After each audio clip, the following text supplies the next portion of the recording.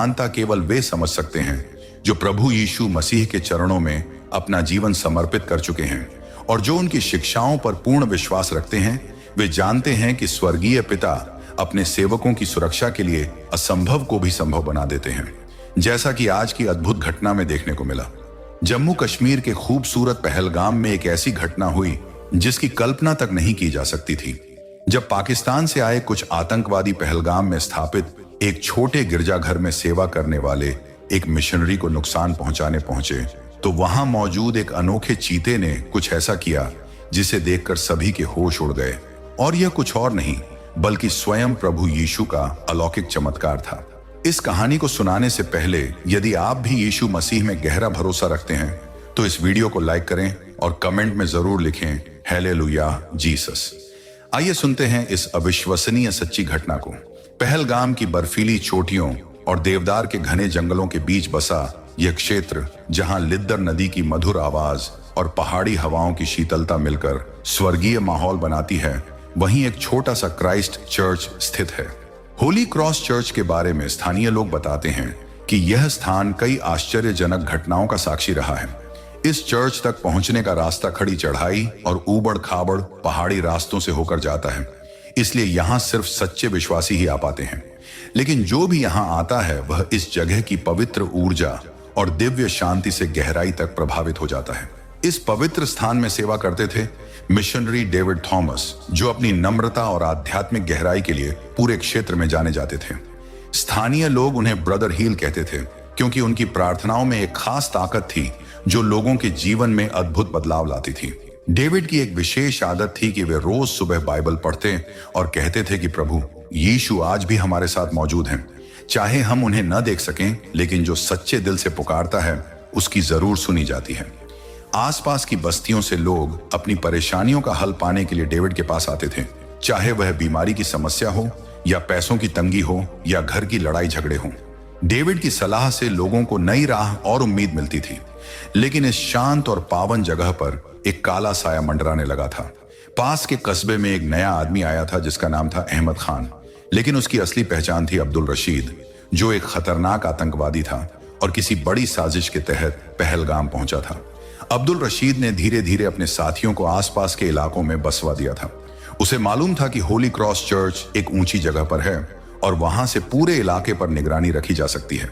उसकी योजना थी कि चर्च पर कब्जा करके उसे अपने गैर कानूनी कामों का अड्डा बनाया जाए, एक ऐसी छुपी हुई जगह जहां से नीचे की तमाम हरकतों पर नजर रखी जा सके। लेकिन उसकी योजना में एक बड़ी रुकावट थी मिशनरी डेविड का वहां होना। वह समझता था कि जब तक डेविड वहां रहेंगे तब तक भक्तों का आना जाना चलता रहेगा और किसी भी शक वाली हरकत की खबर अफसरों तक पहुंच सकती है। यहीं से शुरू होती है एक रहस्यमय और अनूठी कहानी का सिलसिला।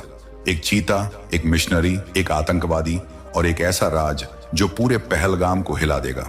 मिशनरी डेविड थॉमस सिर्फ एक धर्म प्रचारक नहीं थे, बल्कि वे अपने धैर्य, शिक्षा और आध्यात्मिक दूरदर्शिता के लिए भी मशहूर थे। कहा जाता है कि उन्होंने कम उम्र से ही दुनियावी लालच का त्याग कर दिया था और अपनी जिंदगी प्रभु की सेवा में अर्पित कर दी थी। होली क्रॉस चर्च की परंपरा के मुताबिक यहाँ का मिशनरी कोई आम इंसान नहीं हो सकता था। उसे पवित्रता, आत्मनियंत्रण और आध्यात्मिक शक्ति की कड़ी परीक्षाओं से गुजरना पड़ता था और डेविड इन सभी मानदंडों पर खरे उतरे थे। स्थानीय लोगों का भरोसा था कि डेविड की भविष्यवाणियां हमेशा सच होती हैं। एक बार जब पास की बस्ती में भयानक हिमस्खलन आया था तो डेविड ने लगातार 7 दिन तक प्रार्थना की थी और चमत्कारिक तरीके से बर्फ का तूफान रुक गया था। उस घटना के बाद से लोग उन्हें यीशु मसीह का संदेशवाहक मानने लगे थे। अब्दुल रशीद को इन बातों पर कोई यकीन नहीं था। उसके लिए डेविड सिर्फ एक रुकावट थे। एक बूढ़े आदमी को हटाना जरूरी था ताकि चर्च की ऊंचाई से पूरे पहलगाम पर नजर रखी जा सके। लेकिन वह यह भी समझता था कि डेविड को नुकसान पहुंचाना आसान नहीं होगा। अब्दुल रशीद के पास एक संगठित गैंग था। उसने अपने कुछ साथियों को भक्तों के भेष में चर्च भेजना शुरू किया। ये लोग डेविड की रोजाना गतिविधियों पर नजर रखते थे कि चर्च कब खुलता है, कौन लोग आते हैं, डेविड किससे ज्यादा बात करते हैं और कब चर्च सबसे सूना रहता है। इन सब के बीच डेविड को कुछ अजीब सा महसूस होने लगा था। एक दिन उन्होंने अपने सहयोगी जॉन को बुलाया और कहा कि बेटे, चर्च के माहौल में कुछ बदलाव आ रहा है। यहाँ की हवा में कुछ अलग सी गंध आ रही है। जॉन ने कहा, डेविड भाई, आप बेवजह की चिंता कर रहे हैं। आप में तो खुद प्रभु यीशु की मौजूदगी है। कौन सी ताकत होगी जो आपका मुकाबला कर सके? डेविड मुस्कुराए, लेकिन उनकी आंखों में परेशानी की लकीरें थीं। उन्होंने चर्च के आंगन में लगे चिनार के पेड़ को देखा, वही पेड़ जिसके नीचे हर रविवार को उपदेश होता था। अगर मुसीबत आएगी तो प्रभु यीशु हमारी हिफाजत करेंगे, डेविड ने धीमी आवाज में कहा। उधर अब्दुल रशीद ने अपने मुख्य साथी इमरान को आखिरी रणनीति समझाई। रविवार की रात को जब डेविड प्रार्थना खत्म करके चर्च के अंदर आराम करेंगे, तब हम चारों तरफ से घेर कर अंदर जाएंगे और डेविड से नीचे के सभी रास्तों की जानकारी हासिल करेंगे। अगर वे नहीं बताएंगे तो वहीं खत्म कर देंगे, और अगर वे शोर मचाएंगे, इमरान ने पूछा, तो कोई जिंदा नहीं बचेगा। अब्दुल ने ठंडी आवाज में जवाब दिया। फैसला हो गया, अगले रविवार की रात को हमला होगा। लेकिन उन्हें यह नहीं पता था कि उनकी योजना की खुशबू किसी और को भी लग चुकी थी, और वह कोई इंसान नहीं था। रविवार की रात पहलगाम की पहाड़ियों में कुछ अजीब था। हवाएं आम दिनों से ज्यादा ठंडी और भारी लग रही थीं। आसमान में बादल छाए हुए थे और चर्च की घंटी की आवाज दूर तक गूंज रही थी। डेविड ने नियमित शाम की प्रार्थना की, लेकिन उनके चेहरे पर गहरी परेशानी की छाया थी। उन्होंने प्रार्थना खत्म होते ही चर्च के मुख्य दरवाजे को बंद किया, लेकिन पिछला दरवाजा खुला छोड़ दिया। यह पुरानी परंपरा थी ताकि इमरजेंसी में कोई निकल सके। चर्च के अंदर अब सिर्फ डेविड, सहयोगी जॉन और कुछ पवित्र चीजों से भरे बर्तन थे। हर कोना शांत था, लेकिन कहीं ना कहीं कुछ होने वाली घटना की आहट सी लग रही थी। डेविड ने बाइबल का आखिरी पाठ किया, मोमबत्ती को सामने रखकर ध्यान में डूब गए। उसी वक्त पहलगाम की पहाड़ियों से 5 साए नीचे की तरफ आ रहे थे।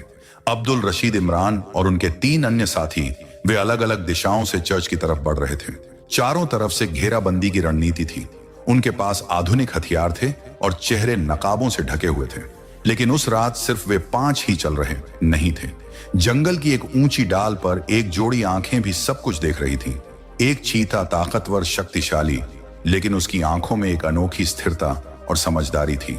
वह न तो डरा हुआ था, न ही भाग रहा था, बस हर हरकत को गौर से देख रहा था, जैसे उसे पहले से सब मालूम हो। चीते ने पेड़ की डाल से छलांग लगाई और चर्च की पिछली दीवार की तरफ बढ़ गया। वह धीरे धीरे चर्च की एक खिड़की से अंदर झांकने लगा। उधर ठीक आधी रात को आतंकवादियों ने हमला शुरू कर दिया। मुख्य दरवाजे की तरफ से 2 आतंकवादी चढ़े, जबकि एक पिछली दीवार के सहारे ऊपर चढ़ गया।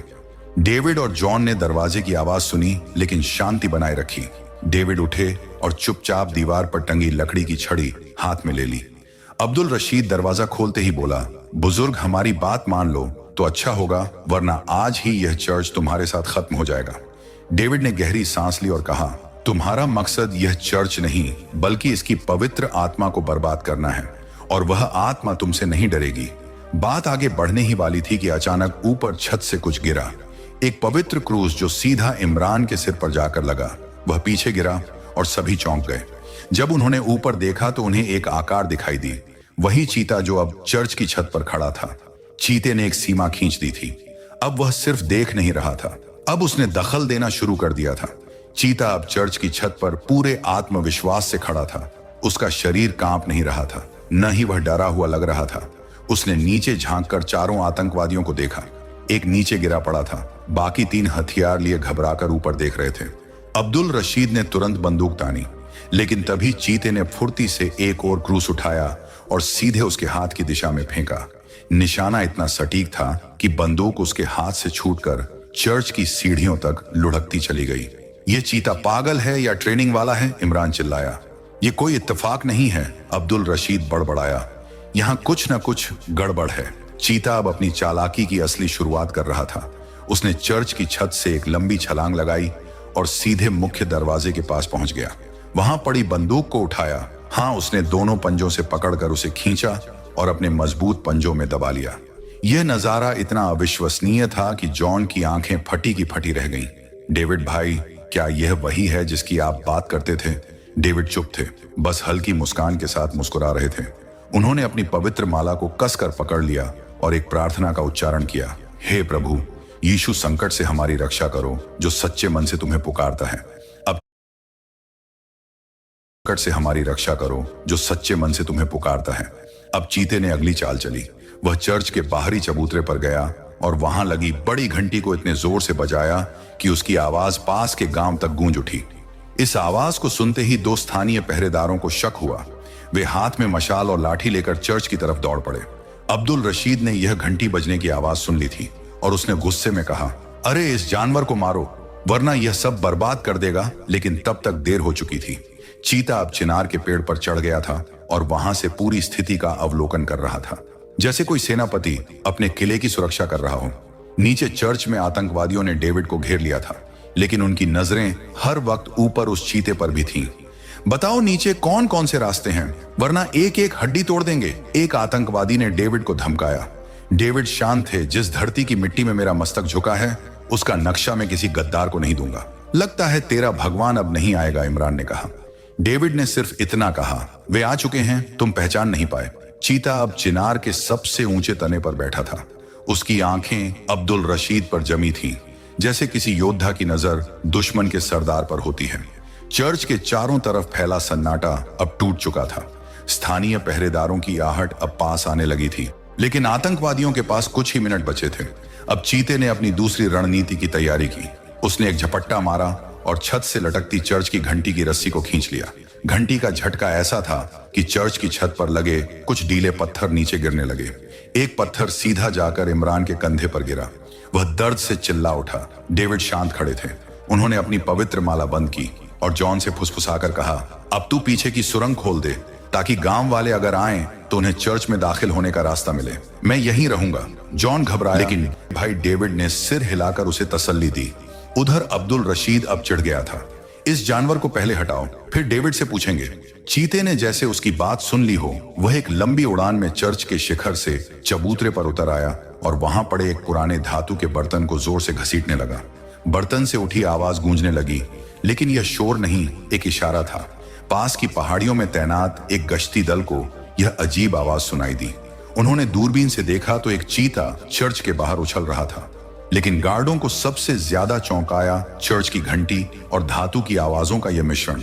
यह वही आपातकालीन इशारा था जो जंग के वक्त पहलगाम चर्च से दिया जाता था, जो सिर्फ स्थानीय ही समझ सकते थे। गश्ती दल तुरंत एक्टिव हो गया। उन्होंने वायरलेस पर कोड रेड अलर्ट भेजा और चर्च की तरफ बढ़ने लगे। चीता पेड़ से नीचे उतर आया था। वह अब्दुल रशीद की बंदूक के पास पहुंचा और अपने मजबूत पंजों से उसे खींचता हुआ चर्च के अंदरूनी हिस्से की तरफ दौड़ा। आतंकवादी चिल्लाए, ये अंदर क्या ले जा रहा है? वह चीता बंदूक को लेकर सीधे उस दीवार के पास गया जहां सुनहरा क्रूस रखा था यीशु मसीह का। उसने बंदूक को वहीं रख दिया, जैसे किसी अपवित्र चीज को पवित्र जगह के हवाले कर दिया हो। इस नजारे ने डेविड और जॉन दोनों को हैरान कर दिया। डेविड ने धीरे से कहा, यह सिर्फ जानवर नहीं है, यह दिव्य इशारा है। सुरक्षा शुरू हो चुकी है। चर्च के चारों तरफ अब बेचैनी बढ़ रही थी। गश्ती दल के जवान पहलगाम की घाटी में तेजी से चढ़ाई कर रहे थे। हवा में अब आतंकवादी गतिविधियों की भनक मिल चुकी थी। सैनिक वायरलेस पर बात करते आगे बढ़ते जा रहे थे। टारगेट एरिया नजदीक है, चर्च एरिया को घेरने की तैयारी करें।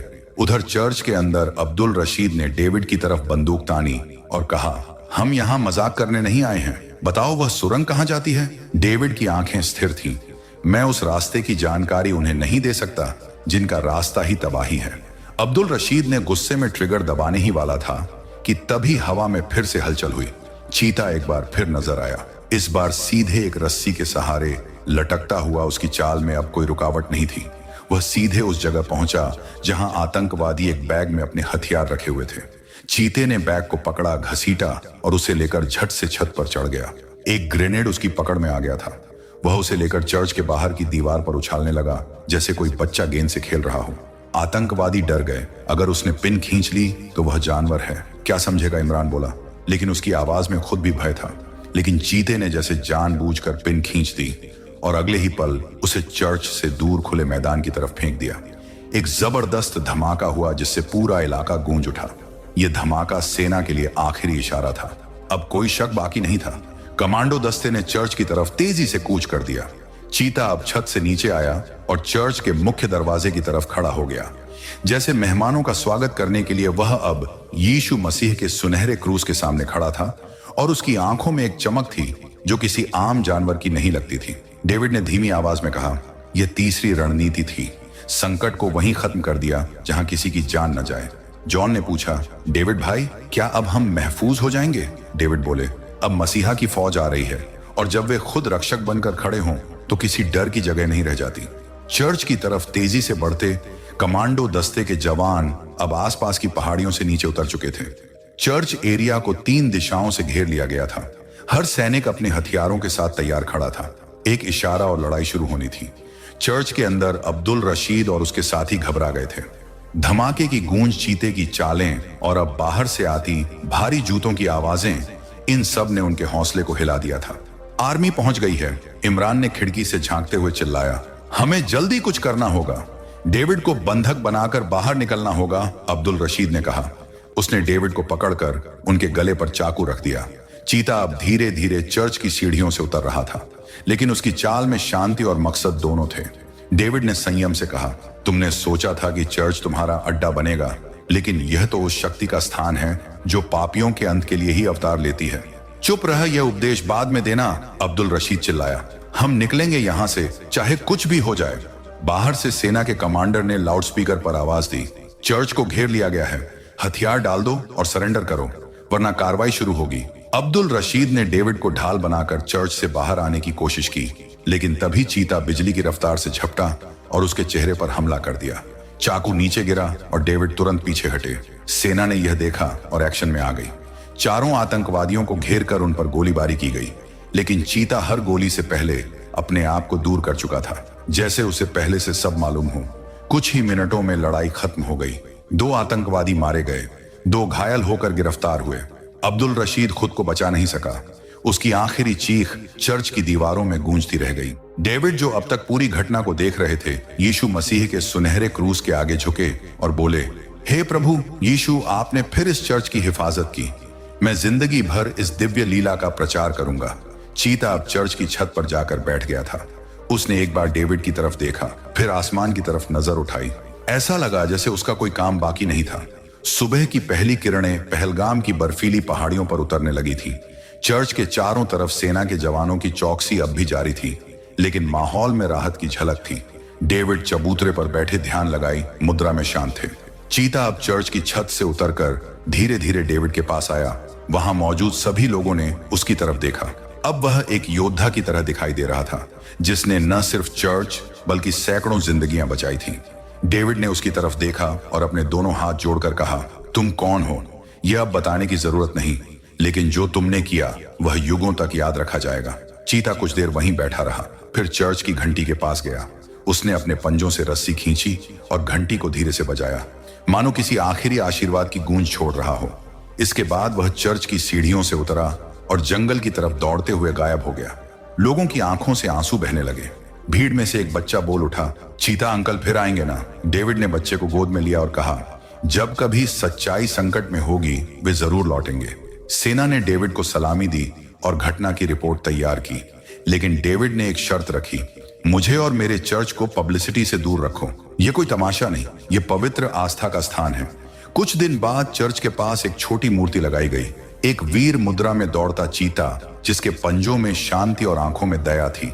वहां एक पट्टी लगाई गई, यहां दिव्य रक्षक ने अवतार लिया और धर्म की सुरक्षा की। डेविड ने चर्च में हर रविवार को दिव्य सुरक्षा प्रार्थना शुरू की, जिसमें चीते की कहानी सुनाई जाती।